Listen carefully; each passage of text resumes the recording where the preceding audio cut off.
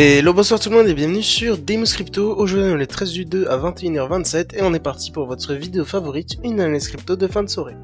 Petit point qu'il faut que je vous rappelle, le trading de crypto-monnaie peut occasionner des pertes partielles ou majeures et mes conseils ne sont pas des conseils financiers. Ainsi, mes analyses comme une excellente marque de voiture peuvent avoir des erreurs. Voilà pour ce point, passons à l'analyse. Alors qu'est-ce qui se passe au niveau du Bitcoin? Aujourd'hui on a fait une belle bougie rouge. Pourquoi? En fait on aurait rebondi sur la ligne de tendance baissière que je vous ai dessinée il y a de cela quelques jours. Et on voit qu'on a quand même du mal à la casser. C'est pas si mauvais signe, ça veut dire qu'on prend du temps, qu'on accumule. Et plus le temps passe, plus le mouvement quand il va péter sera violent. Donc ici, ce qui est intéressant à savoir, c'est que au niveau du Bitcoin, on peut voir qu'on est toujours sur une tendance haussière. Vous voyez que le dernier point bas, il est plus bas que celui actuel. Donc si ici on a un rebond, ce sera ici un point bas qui sera plus haut que le précédent. Ce qui veut dire que ici la ligne de tendance baissière, on attend juste de la casser. Ici on pourrait la casser dans 2-3 jours. Et lorsqu'elle sera cassée, on aurait du coup un gros bull run sur le Bitcoin pour peut-être aller chercher un ATH, réintégrer un range au-dessus des 5000, voire au-delà. Donc ça c'est très intéressant ce qui se passe au niveau du Bitcoin en daily. Le fait qu'on rebondisse aussi chirurgicalement sur cette ligne de tendance baissière, on le verra beaucoup plus facilement en 4 heures. Mais avant ça, je veux qu'on aille sur la Bitcoin Liquidity Map. Alors au niveau de la Bitcoin Liquidity Map, on peut voir qu'on est toujours entre deux belles poches de liquidité. Mais on peut voir qu'on commence à avoir de plus en plus de liquidité qui s'accumule ici.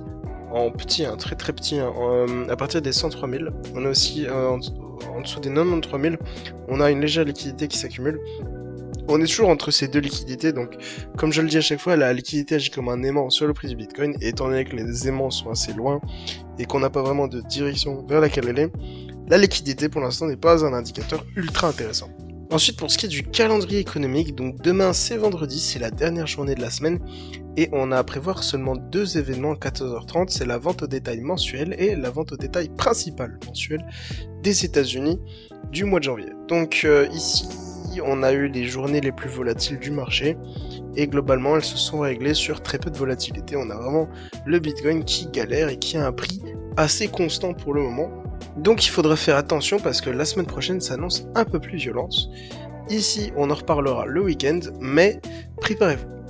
Ici en plus global au niveau du Bitcoin, quand on dézoome un petit peu, on peut constater que depuis un petit moment le Bitcoin nous fait un canal haussier. Donc c'est pas si mauvais signe. Et globalement ce qui se passe, c'est que là on a touché le bas du canal ici, on peut le voir, on a touché les 94 152 hier, on a rebondi.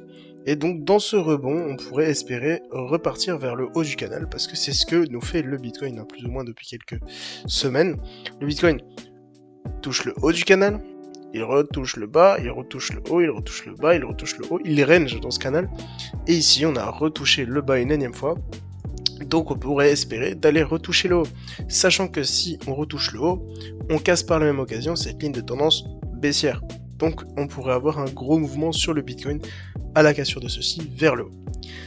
À voir ce qui va se passer. Sur le Bitcoin en 4 heures, on voit un peu mieux ce qui se passe et on voit toujours qu'on est dans un range. On consolide le Bitcoin, on accumule pour faire un gros mouvement.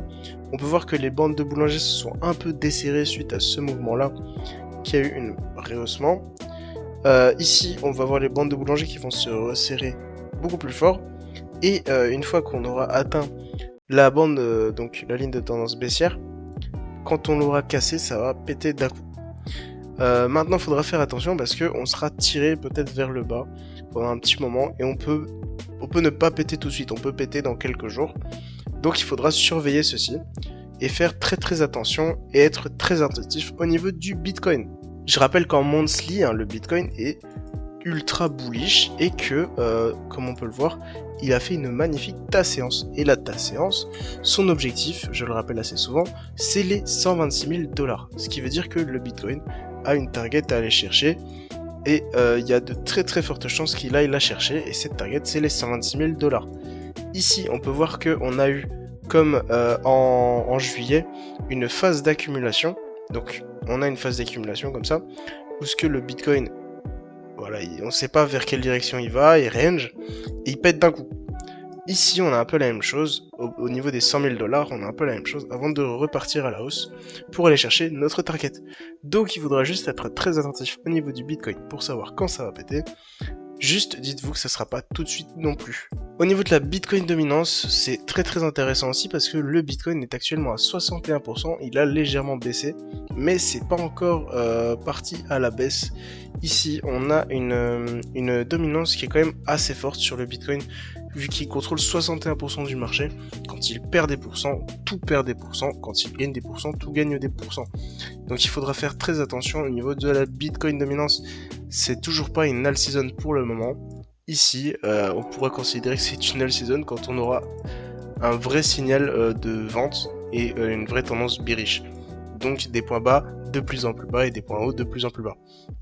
Il faudra vraiment faire très attention à cette Bitcoin dominance. Donc c'est tout pour la vidéo, je rappelle que vous pouvez trader toutes ces cryptos sur BingX avec des frais réduits grâce à mon lien de parrainage sur la description. Vous avez aussi une alternative BitGate qui est beaucoup plus intéressante pour le trading, donc vraiment sautez sur l'occasion. N'hésitez pas à vous abonner à la chaîne, à lâcher un gros like, partager la vidéo, c'était Deimos Crypto, ciao ciao.